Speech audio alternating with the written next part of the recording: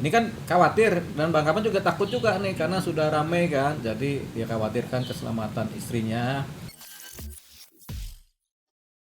Bang Rahmat ini ujuk-ujuk datang ke kantor di sini ya, jadi dia minta bantuan hukum ya.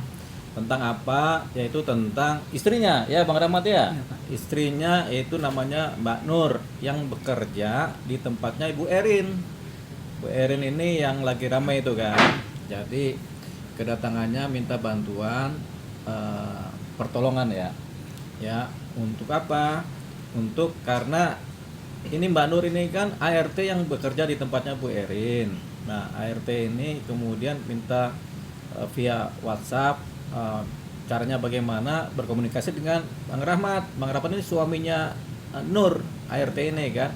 Dimana Mbak Nurnya ini minta supaya tolong dia dijemput atau dibawa pulang gitu, dibawa pulang ke rumah di Cianjur karena dia ada kekhawatiran apalagi ketakutan yang kemudian yang bisa cerita nanti si Bang Rahmat ini kan yang tahu ceritanya begitu kan. Jadi ketika Bang Rahmat ini datang ke kami, ke saya bilang coba diselesaikan secara baik-baik dengan Bu Erinnya, datanglah ke rumahnya Bu Erin. Ini kan khawatir dan Bang Rahmat juga takut juga nih karena sudah ramai kan, jadi dia khawatirkan keselamatan istrinya. Tapi kita bilang semua baik-baik saja, nggak ada yang kemudian dikhawatirkan. Tapi kalau mau menjemput Ibu Nur, Mbak Nur, istrinya Rahmat ini, Iya, Pak. datanglah ke rumahnya Bu Erin baik-baik juga, minta izin supaya bisa dipulangkanlah Mbak Nurnya ini. Karena menurut keterangannya yang bekerja itu tinggal Mbak Nur aja di sana, menurut keterangan Rahmat. Ya gitu ya Rahmat ya. Ya. Kira-kira gitu. Jadi ketika dia minta Rahmat minta bantuan hukum ya nanti kita bantu kalau ada apa-apa. Tapi sementara ini bukanlah persoalan hukum. Ini baru persoalan kekhawatiran yang sifatnya psikologis. Iya. Yang kemudian belum bisa kita bawa ke ranah hukum ya. Tapi sebaiknya memang disilahturamikan,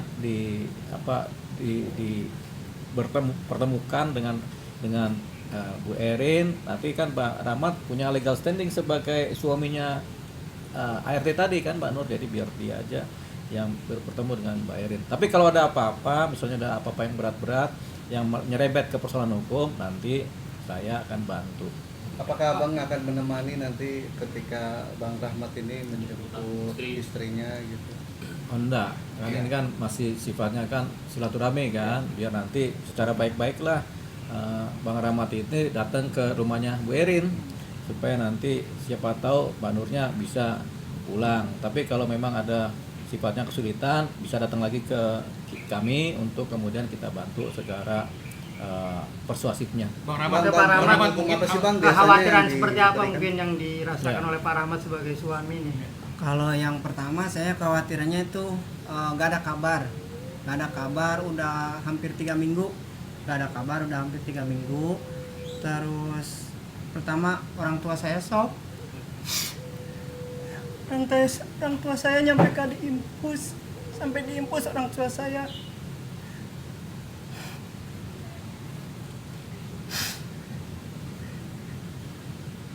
Ini orang tuanya katanya masuk rumah sakit. Ya, masuk rumah sakit ya. Ini orang tuanya kandung atau orang tuanya Rahmat atau orang tuanya? Orang tua saya juga, orang tua istri juga khawatir. Oh ya karena ramai beritanya ya. Iya. anak-anak Pak.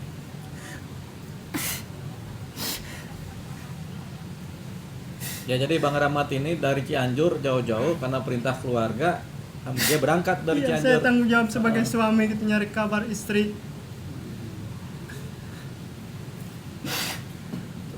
Emang Pak Rahmat, komunikasi apa? 3 minggu nggak ada kabar. Kenapa?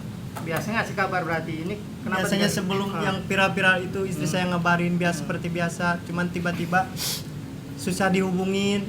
Cuman terakhir bilang katanya baik-baik saja. Cuman saya kan namanya keluarga ya di kampung tetap biasanya komunikasi, sekarang enggak, udah gitu saya menggap kesana kemari, intinya saya ingin ngejemput istri saya secara gimana pun, secara baik-baik sama siapa itu Bu Erin ya.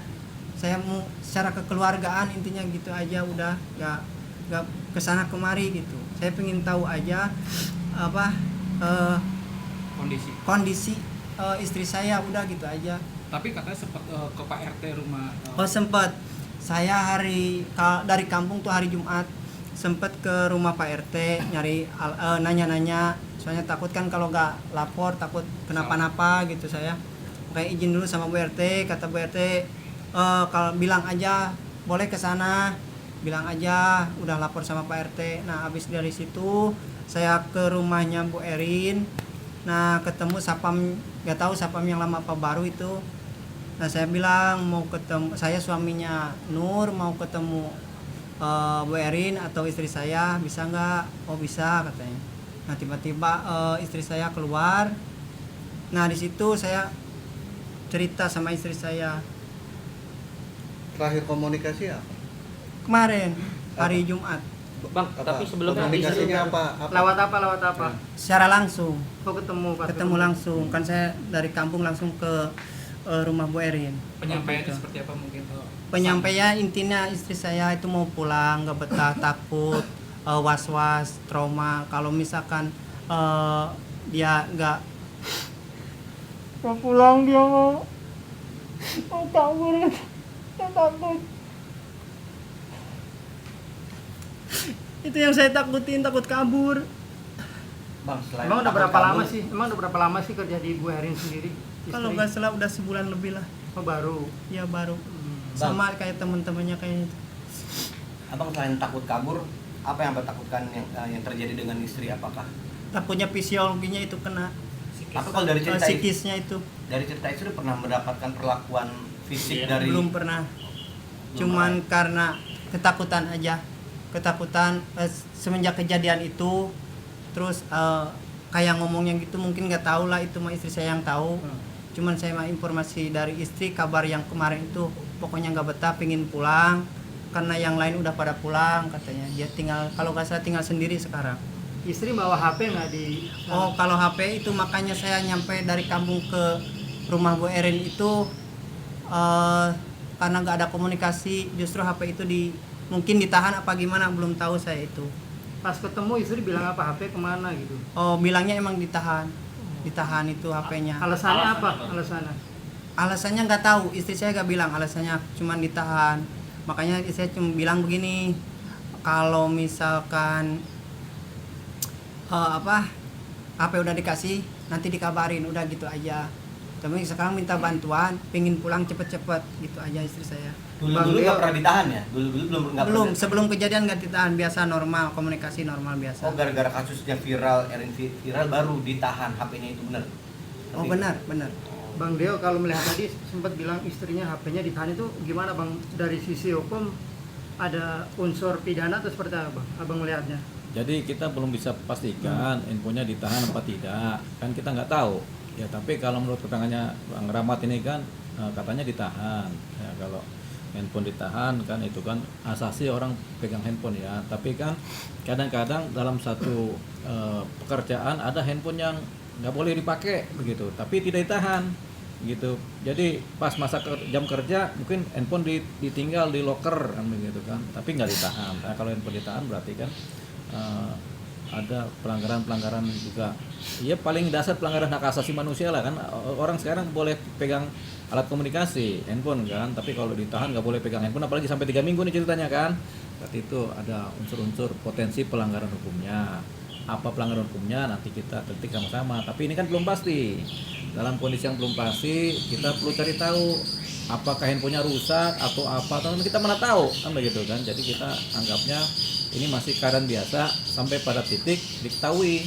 Nah cuman untuk sampai ke sana memang Bang Rahmat ini harus datang lagi. Udah pernah datang ke rumahnya ya? Udah hari Jumat itu. Jumat kemarin ya datang lagi, minta pamit lah supaya Mbak Nurnya itu bisa dibawa pulang kan begitu kan.